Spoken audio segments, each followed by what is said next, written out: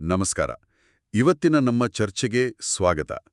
ನಾವು ಭಗವದ್ಗೀತೆ ಮತ್ತು ಅದರ ಭಾಷ್ಯದ ಆಧಾರದ ಮೇಲೆ ಒಂದು ಮುಖ್ಯವಾದ ವಿಚಾರವನ್ನು ನೋಡೋಣ.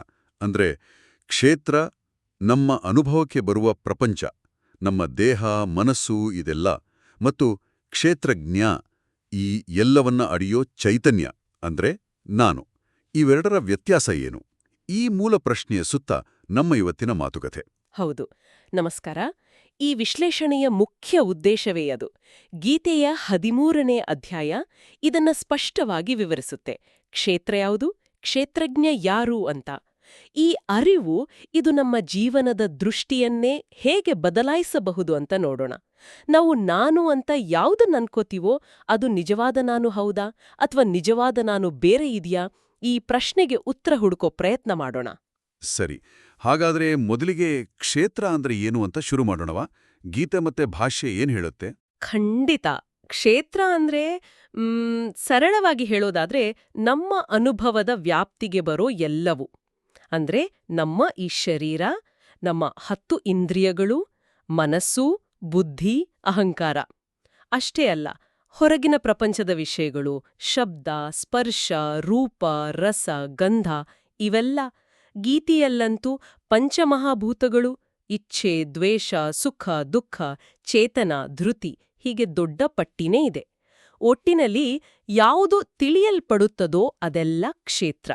ಓಹೋ, ಅಂದ್ರೆ ನಾವು ಸಾಮಾನ್ಯವಾಗಿ ನಾನು, ನನ್ನದು ಅಂತ ಅನ್ಕೋತೀವಲ್ಲ, ಈ ದೇಹ, ಮನಸ್ಸು, ಭಾವನೆಗಳು ಇವೆಲ್ಲ ಕೂಡ ಕ್ಷೇತ್ರದ ಭಾಗವೇ. ಇದು ನಿಜಕ್ಕೂ ಕುತೂಹಲಕಾರಿ ವಿಷಯ. ಹಾಗಿದ್ರೆ ಈ ಎಲ್ಲಾ ಕ್ಷೇತ್ರವನ್ನ ಅರಿಯುವ ಆ ಕ್ಷೇತ್ರಜ್ಞ ಯಾರು? ಹೌದು, ನೀವು ಕೇಳಿದ್ದು ಬಹಳ ಮುಖ್ಯವಾದ ಪಾಯಿಂಟ್. ನಾವು ನಮ್ಮ ಅನ್ನೋದೆಲ್ಲ ಕ್ಷೇತ್ರಗೆ. ಆ ಕ್ಷೇತ್ರಜ್ಞನೇ ಆ ಅರಿವು, ಆ ಚೈತನ್ಯ, ಸಾಕ್ಷಿಯವನು. ಭಗವದ್ಗೀತೆ ಸ್ಪಷ್ಟವಾಗಿ ಹೇಳುತ್ತೆ, ಈ ಕ್ಷೇತ್ರಜ್ಞನೇ ಆತ್ಮ ಅಥವಾ ಪುರುಷ. ಅವನು ಏನು ಮಾಡಲ್ಲ, ಅವನು ಕೇವಲ ಈ ಕ್ಷೇತ್ರದ ಎಲ್ಲಾ ಬದಲಾವಣೆಗಳನ್ನ, ಅಂದ್ರೆ ದೇಹದ ಬೆಳವಣಿಗೆ, ಮುಪ್ಪು, ಮನಸ್ಸಿನ ಸ್ಥಿತಿಗಳು, ಸುಖ ದುಃಖಗಳು ಇವೆಲ್ಲವನ್ನೂ ಕೇವಲ ನೋಡುವವನು, ಅರಿಯುವವನು ಅಷ್ಟೇ. ಆದ್ರೆ ಒಂದು ಸಣ್ಣ ಪ್ರಶ್ನೆ ಬರುತ್ತೆ. ಎಲ್ಲಾ ಶರೀರಗಳಲ್ಲೂ ಒಬ್ಬನೇ ಕ್ಷೇತ್ರಜ್ಞ ಇದ್ದಾನೆ ಅಂದ್ರೆ ನಮ್ಗೆಲ್ಲ ಬೇರೆ ಬೇರೆ ಅನುಭವಗಳು ಯಾಕಾಗುತ್ತೆ? ನಾನು ಬೇರೆ, ನೀವು ಬೇರೆ ಅನ್ನೋ ಭಾವನೆ ಯಾಕೆ? ಒಳ್ಳೆ ಪ್ರಶ್ನೆ ಕೇಳಿದ್ರಿ. ಭಾಷ್ಯದಲ್ಲಿ ಇದಕ್ಕೆ ಉತ್ತರ ಇದೆ. ಕ್ಷೇತ್ರಜ್ಞ ಒಬ್ಬನೇ, ನಿಜ. ಆದ್ರೆ ಆಯಾ ದೇಹ, ಮನಸ್ಸು, ಬುದ್ಧಿ ಅನ್ನೋ ಉಪಾಧಿಗಳ ಮೂಲಕ ಅವನು ವ್ಯಕ್ತ ಆಗ್ತಾನಲ್ಲ, ಅದಕ್ಕೆ ಬೇರೆ ಬೇರೆ ಥರ ಕಾಣ್ತಾನೆ. ಹೇಗೆ ಅಂದ್ರೆ, ಸೂರ್ಯ ಆಕಾಶದಲ್ಲಿ ಒಬ್ಬನೇ ಇರೋದು, ಆದ್ರೆ ಕೆಳಗೆ ಇಟ್ಟಿರೋ 10 ಪಾತ್ರೆಗಳಲ್ಲಿ ನೀರಿದ್ರೆ 10 ಸೂರ್ಯರ ಕಂಡ ಹಾಗೆ. ವಾಸ್ತವದಲ್ಲಿ ಆತ್ಮ ಈ ಯಾವ ಉಪಾಧಿಗಳಿಗೂ ಅಂಟುಕೊಂಡಿಲ್ಲ, ಅವನು ನಿರ್ಲಿಪ್ತ. ಅದ್ರಿಂದ ಬೇರೆ ಆಗೇ ಇದ್ದಾನೆ. ಓಹ್, ಹಾಗೆ. ಅಂದ್ರೆ ನಮ್ಮ ಈ ಸುಖ ದುಃಖಗಳ ಚಕ್ರ ಇದೆಯಲ್ಲ, ಈ ಸಂಸಾರ ಬಂಧನ, ಇದಕ್ಕೆ ಕಾರಣ ಏನು ಹಾಗಿದ್ರೆ? ಗೀತೆ ಬಹಳ ಸ್ಪಷ್ಟವಾಗಿ ಹೇಳುತ್ತೆ ನೋಡಿ. ಆ ಕ್ಷೇತ್ರಜ್ಞ ಇದಾನಲ್ಲ, ಅಂದ್ರೆ ಪುರುಷ, ಅವನು ಈ ಕ್ಷೇತ್ರದ ಜೊತೆ, ಅಂದ್ರೆ ದೇಹ ಮನಸ್ಸುಗಳ ಜೊತೆ ತನ್ನನ್ನು ತಾನು ಒಂದೇ ಅಂತ ತಿಳಿಯೋದೇ ಕಾರಣ. ಪ್ರಕೃತಿಯಿಂದ ಬರುವ ಸುಖ ದುಃಖ ಮೋಹ ಈ ಗುಣಗಳನ್ನೆಲ್ಲ ನಾನು ಅನುಭವಿಸ್ತಾ ಇದ್ದೀನಿ ಅಂತ ಅವನು ತಪ್ಪಾಗಿ ಭಾವಿಸ್ತಾನಲ್ಲ, ಅದೇ ಬಂಧನ, ಇದೇ ಅವಿದ್ಯೆ.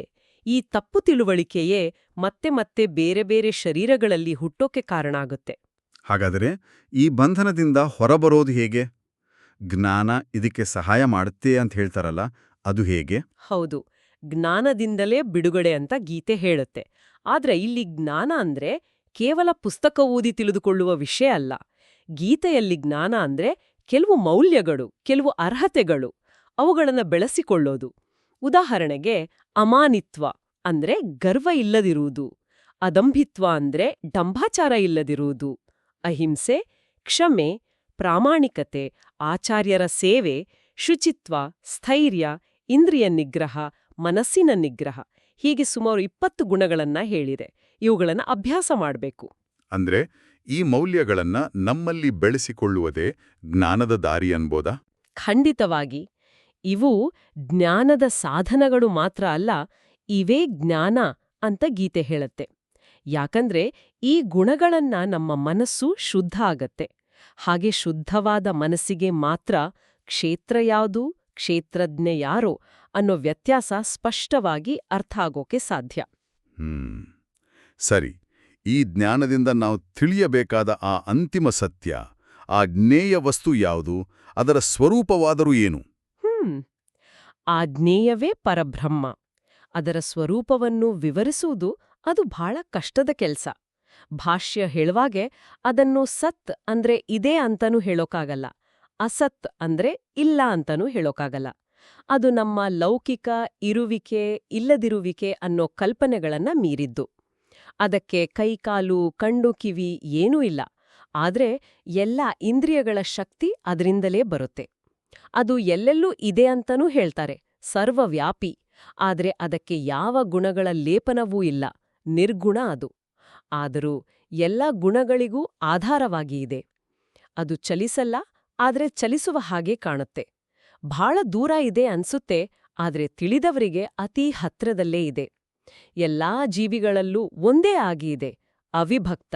ಆದ್ರೆ ಬೇರೆ ಬೇರೆ ದೇಹಗಳಲ್ಲೇ ಬೇರೆ ಬೇರೆ ಥರ ಕಾಣಿಸುತ್ತೆ, ವಿಭಕ್ತವಾದಂತೆ. ಹೌದು, ಇದು ಗ್ರಹಿಸೋಕೆ ಸ್ವಲ್ಪ ಸೂಕ್ಷ್ಮವಾದ ವಿಚಾರವೇ ಸರಿ.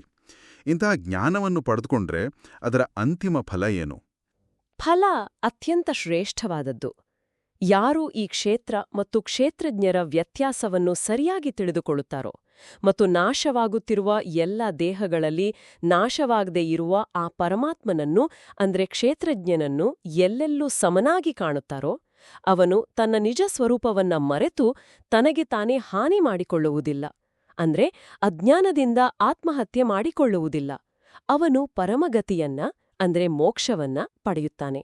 ಅಂಥ ಜ್ಞಾನಿ ಅವನು ಈ ದೇಹದಲ್ಲಿದ್ದು ಹೊರಗಿನಿಂದ ನೋಡೋಕೆ ಎಲ್ಲರ ಹಾಗೆ ಕೆಲಸ ಮಾಡ್ತಾ ಇರೋ ಹಾಗೆ ಕಂಡ್ರೂ ಅವನು ಯಾವ ಕರ್ಮದಿಂದಲೂ ಬಂಧಿತನಾಗುವುದಿಲ್ಲ, ಮತ್ತೆ ಹುಟ್ಟಿ ಬರುವುದಿಲ್ಲ. ಹಾಗಾದರೆ ಈ ಇಡೀ ಚರ್ಚೆಯ ಸಾರಾಂಶ ಇಷ್ಟೇ ಅಲ್ವಾ?